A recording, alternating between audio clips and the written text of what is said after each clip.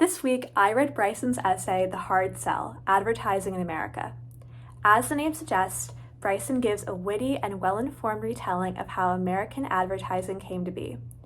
Bryson first introduces the advertising pioneer Kodak. They were the first big brand to use linguistics when choosing a name. Kodak, the name, was meaningless, though it was short, not capable of mispronunciation, and not associated and not resembling anything in the art. Kodak was also the first to embrace the mass market, having the philosophy, a little money from a lot of people is greater than a lot of money from a few people.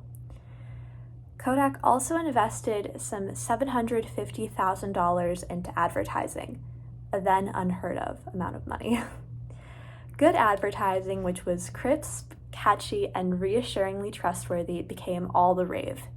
The writer chose to start with this story to highlight the differences in advertising before and after Kodak. This one company reframed naming, branding, and consumerism as we know it today. It is interesting to note that for a while, advertise meant to share news and not ads. But news that informed people someone was selling something. So if there was a hat maker, he would put an ad in the newspaper and it was seen as news, not as an ad. Ben Franklin also ran the first magazine ad in 1771 looking for a runaway slave. Next, Bryson delves into slogans, claiming they make all the difference to a product's success, but don't necessarily have to be accurate. Some slogans catch on quick while others take years of development. With slogans comes another cornerstone of consumerism: giveaways. The get a product, expect a reward model saw success with the Vital Question cookbook, selling a whopping 4 million copies. That's a lot for a cookbook only sharing shredded wheat recipes. Bryson keeps his skeptical yet playful tone when talking about how advertisers use anxieties and made-up maladies.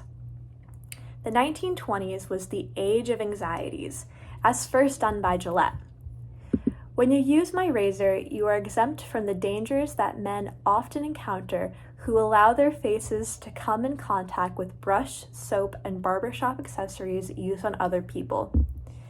Bryson emphasizes the humor in these ridiculous and over-the-top money-making anxieties. He evaluates sensational questions like, can you buy a radio safely? Distressed bowels, funny enough, were also a popular target for ads. Though by far, I found halitosis the most interesting. I never knew it was created by Listerine to sell more mouthwash. Lots of examples he used remind me of those clickbait article titles from third-party websites.